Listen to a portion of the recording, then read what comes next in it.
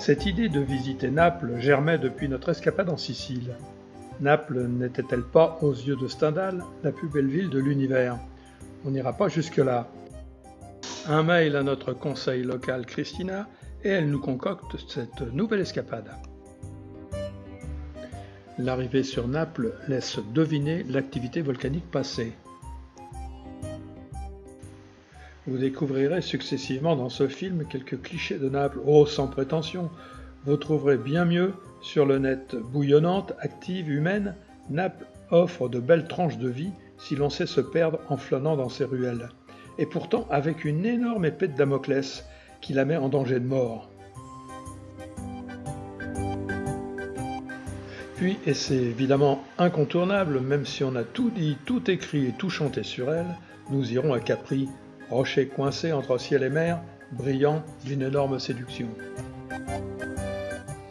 Indissociable du paysage napolitain, et bien que ce soit le volcan le plus dangereux au monde, nous monterons au Vésuve, l'un des rares volcans européens encore en activité. Nous parlerons des menaces qui le fait peser sur la ville de Naples.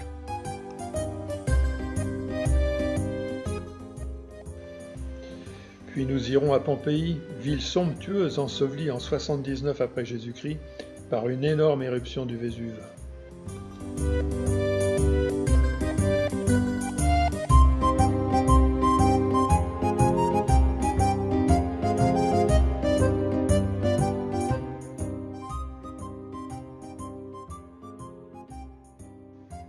Enfin, vous découvrirez quelques belles images de la côte amalfitaine inscrites depuis 1997 au patrimoine mondial de l'UNESCO.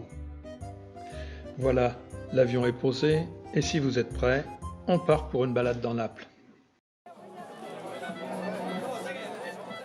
Mais avant tout, nous avions 2 baptêmes de l'air dans notre équipage. Alors, ça s'arrose au Camarota Spritz. Bon, on a été sympa. 1 € le Spritz dans ce quartier populaire.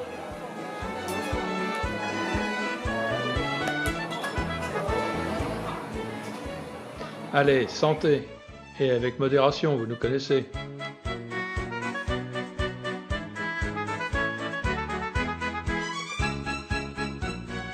Je vous propose de nous rendre au Duomo di Napoli. La cathédrale est dédiée à l'Assomption de la Bienheureuse Vierge Marie, mais elle est surtout célèbre par les reliques de Saint Janvier, patron de la ville, qui y sont conservées. De ce fait, elle est plutôt connue sous le nom de Duomo San Gennaro. L'intérieur est de structure gothique à 3 nefs et compte de nombreuses chapelles. La cathédrale abrite le tombeau du roi Charles d'Anjou, frère de Saint Louis, qui fut le premier roi de Naples et le fondateur d'un éphémère empire méditerranéen contrôlé par la France. Saint Janvier, patron de la ville, fut martyrisé en 305 et selon la tradition, après sa décapitation, Eusébia aurait récupéré dans 2 bouteilles le sang de Saint Janvier. Lors de processions, il est attesté depuis 1389 que le sang se liquéfie en principe 3 fois par an. Pour les Napolitains, ce phénomène constitue une bonne augure, mais les rares fois où le sang ne s'est pas liquéfié, une catastrophe a éclaté l'année suivante. Parfois, rien ne se produit, comme en 1976. En 1799, lors de l'occupation française, le sang resta également figé. Un général de Napoléon vit rouge et menaça de mort le chanoine en charge de la parade. Alors le miracle ne se fit pas prier et s'accomplit en quelques minutes. Il suffisait de le demander.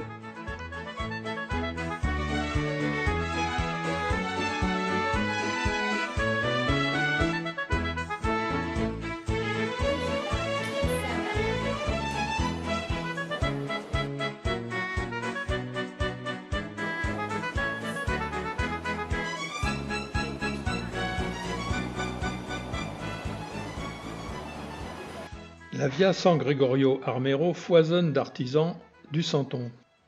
À Noël, la crèche est présente dans toutes les maisons de Naples, c'est une tradition fondamentale. Mais la différence avec la nôtre, c'est la présence du quotidien de Naples à l'époque ou actuelle. Boulanger, poissonnier, politique, cinéma. Et ici, on a une grosse pensée pour notre ami des puits.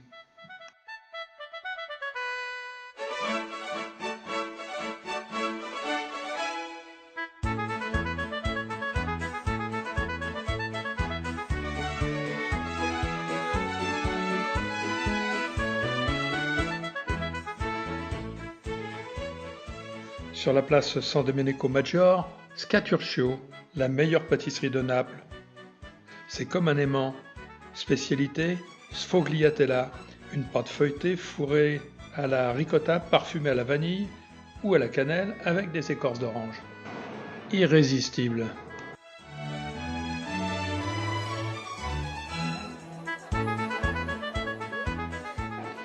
Des monuments importants sont situés sur la place Gesù Nuovo. À son centre, un monumental obélisque de marbre de l'Immaculée, majestueuse flèche de 34 mètres. Chaque année, le 8 décembre, les pompiers viennent poser une couronne de fleurs sur la tête de la statue. L'église du Gesù Nuovo a gardé la façade à pointe de diamant du palais des San Severino, sur les pointes de curieuses marques sculptées. Il s'agirait de lettres de l'alphabet araméen correspondant à une note musicale et l'ensemble formerait une partition secrète d'un concert de 45 minutes appelé Enigma par ses découvreurs. Musiciens en quête de nouveautés, à vos échelles.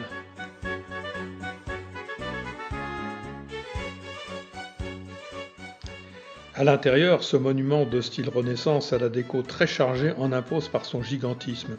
L'autel, le dôme et une fresque de Francesco Solimena. Certains la trouveront chargée, d'autres tout simplement sublime.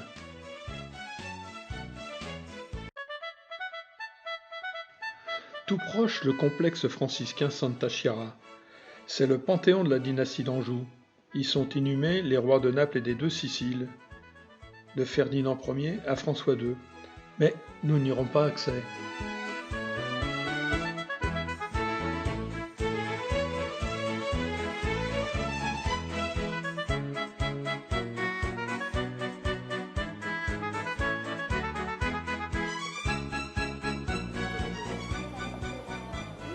La rue de Toledo, longue artère moderne et incontournable, bordée de magasins et vitrines commerciales de Naples, va nous mener à la galerie Umberto et à la place de Plebiscito.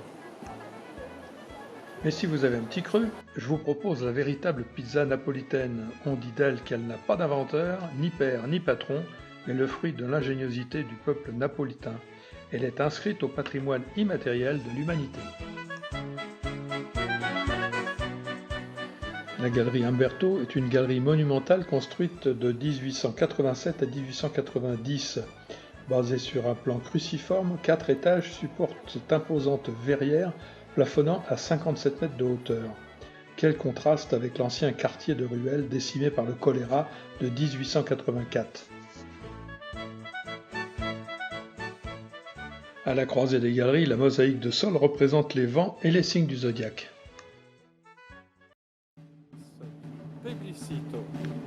Ici, la ville montre un visage monumental, celui d'une capitale. L'un des côtés de la place a une forme en hémicycle avec une colonnade fermée au centre par la basilique San Francisco di Paola. En face, longue façade imposante du palais royal.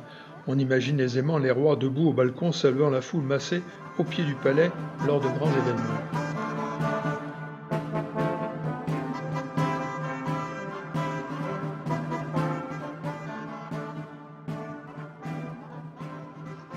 Voilà, je n'irai pas plus loin dans la visite de cette ville magnifique et attachante. Demain, nous serons à Capri. Vous la voyez? Elle est là, au fond. Et on espère que le volcan restera assoupi encore cette nuit. On y sera bientôt.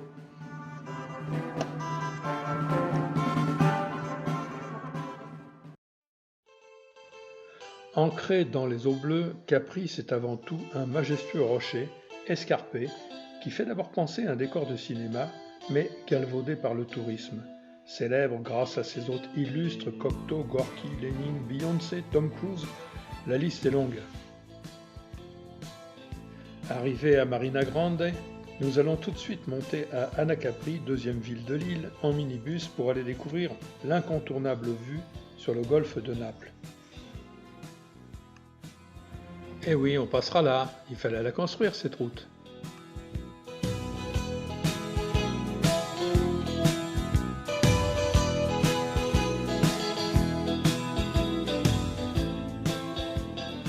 Monter au Monte Solaro, point culminant de l'île à 589 mètres. Bon, d'accord, on n'est pas fiers d'avoir pris le télésiège, mais le temps nous manque.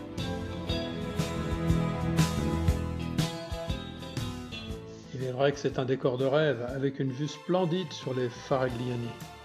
Ces trois éperons rocheux sont le symbole de Capri à travers le monde. Le premier, toujours rattaché à la terre et haut de 110 mètres, s'appelle Stella. Le second, Faraglione di Mezzo, 80 mètres, possède une arche à sa base, on passera dessous tout à l'heure. Et le troisième, Scopolo, mesure 102 mètres.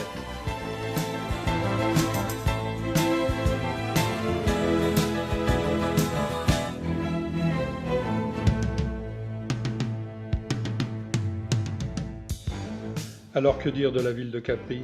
C'est sur la place Umberto qu'il faut être vu. Une foule de figurants chaussant lunettes noires et jouant une grande scène de vanité. Le centre est piétonnier et les ruelles qui partent de la place sont un haut lieu de promenade et frime sur fond de bijouterie et de boutiques de luxe.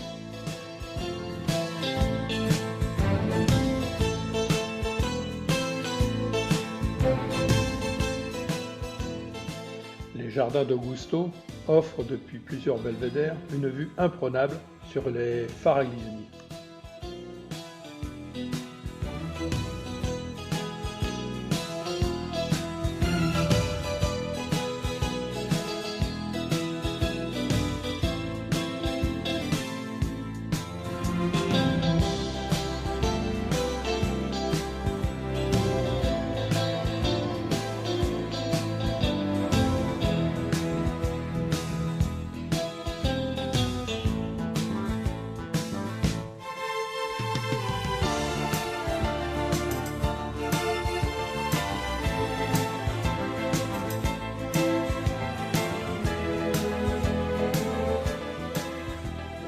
Avant de quitter Capri, je vous propose d'en faire le tour complet en bateau.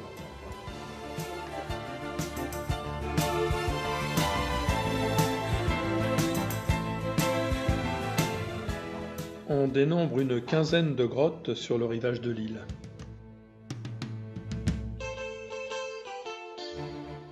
On approche des Faraglioni et on passera sous l'arche de la Faraglioni di Mezzo.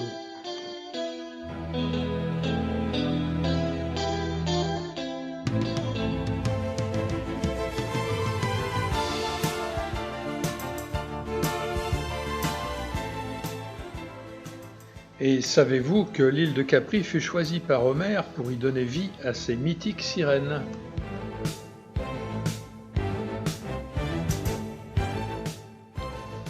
On aurait voulu aller dans la grotte bleue, mais en plus d'être un gouffre financier, l'attente à l'entrée ne nous permet pas la visite. Alors j'utilise mon œil bionique. L'entrée étant minuscule, pratiquement aucune lumière ne vient de l'extérieur. L'éclairage est dû à la réfraction du soleil dans l'eau, la colorant d'une admirable teinte bleue grâce au fond de sable blanc. L'effet est tellement féerique que l'empereur Tibère avait fait creuser dans le roc une chambre nuptiale. Capri, c'est fini, je ne crois pas que j'y retournerai un jour. Retour vers Naples, et savez-vous quel est le meilleur souvenir que les filles ont gardé de l'île? Le guide. Capri?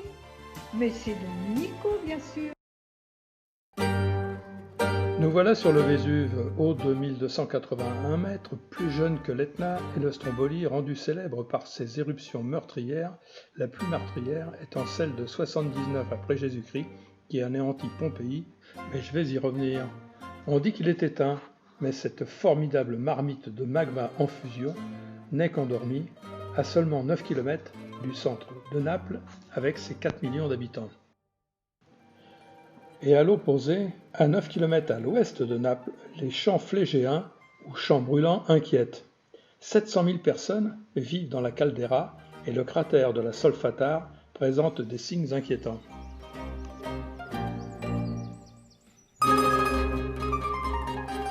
Le niveau du sol s'est élevé d'environ 2 mètres depuis 1970 et une étude récente indique une élévation des températures et donc une accumulation d'énergie dans la croûte avec une éruption qui pourrait être plus proche qu'on le pensait.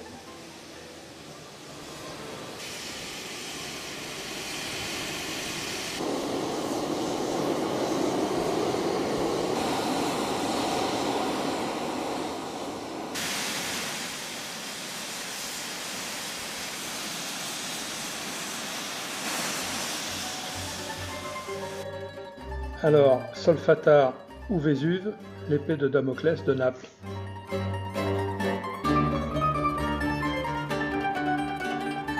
Nous sommes en approche du cône actuel. La caldeira du mont Somma, devant nous, vestige de l'ancien volcan pain de sucre, détruit par l'éruption de 79 après Jésus-Christ. Le volcan s'est effondré sur lui-même à la fin de l'éruption.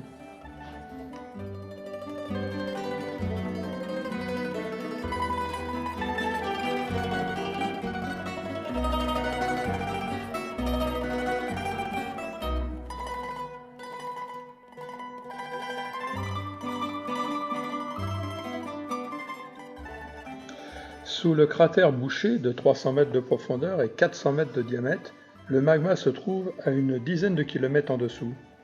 Mais souvenez-vous, il reste en activité et les secousses sont importantes, plus de 700 par an. Il est sous surveillance constante. La dernière éruption a eu lieu en 1944 et fit 26 morts. Le jour même des bombardements alliés, le volcan se réveille.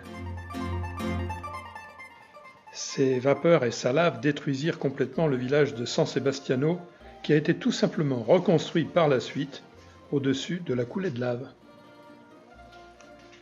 Selon les spécialistes, la prochaine éruption sera de type explosif et catastrophique, car le conduit reliant la chambre magmatique au cratère est obstrué de millions de tonnes de matière. Comment toute la population de la baie de Naples pourra-t-elle être évacuée à temps? Un plan d'urgence est mis en place et tout a été prévu. Espérons que ce scénario de film catastrophe ne se produira jamais. Voilà la baie de Naples et Naples au pied du Vésuve.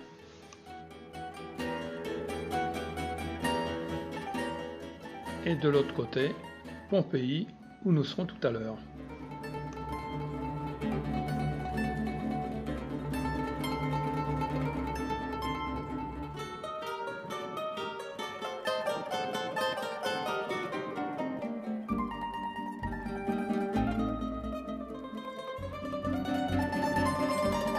Voilà, l'arrivée est en bas.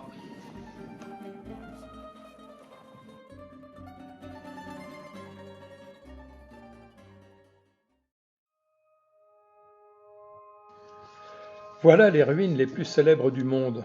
Pompéi, un site gigantesque, inoubliable, un témoignage de la vie quotidienne pendant l'Antiquité. Ville somptueuse, ces ruines procurent une vision grandiose et émouvante de ce que pouvait être une cité romaine à l'époque impériale.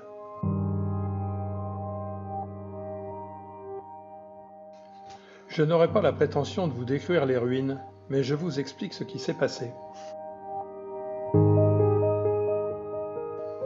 Durant l'Empire romain, Pompéi, cité provinciale de 20 000 habitants, peuplée de commerçants et d'artisans, est particulièrement appréciée par les riches romains.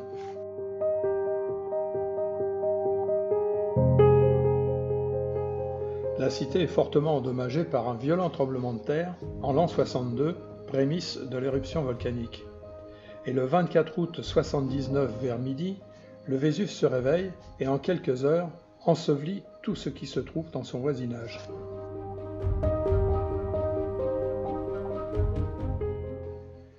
Pline le Jeune, qui observe de loin l'éruption, raconte qu'il voit une imposante colonne de cendres d'environ 18 à 30 km de haut jusqu'à la stratosphère.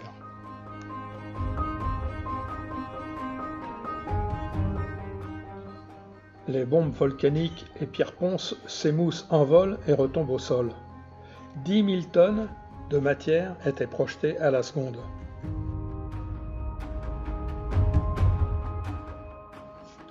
Viennent ensuite les lapillis et les scories.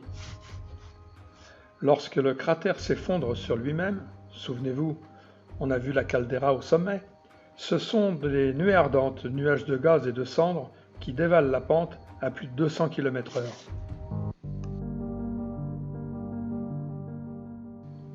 Beaucoup de Pompéens sont partis au début de l'éruption, mais plus de 1000 corps ont été retrouvés bien au-dessus de la couche de cendres, asphyxiés par l'air brûlant et saturés de gaz toxiques.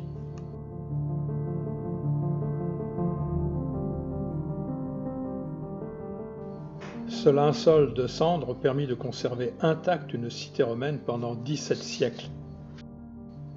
Les fouilles furent entreprises en 1748. Le site compte 66 hectares et 12 hectares sont ouverts au public. Un quart de la ville est toujours ensevelie.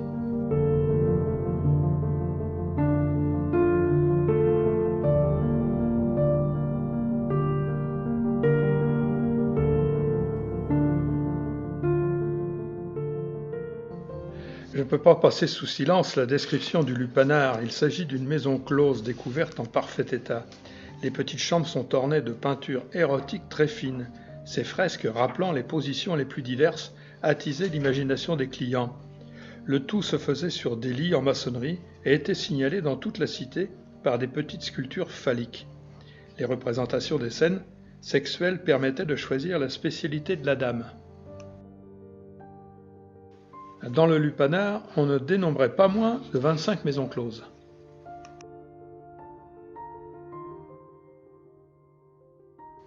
Les passages piétons de l'époque permettaient de traverser la chaussée sans mettre les pieds dans la... À propos du culte du phallus, les Romains raffolaient du dieu Priape en érection constante.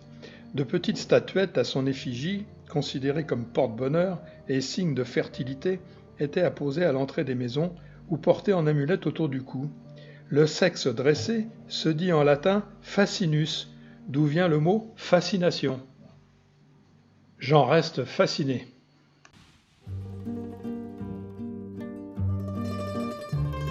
Enfin, je vous propose quelques images de la côte almaphitaine, sauvage et accidentée, piquetée de vignes et d'oliviers. De Positano à Amalfi et Ravello, on roule lentement sur une route en corniche, découvrant à chaque virage une nouvelle merveille.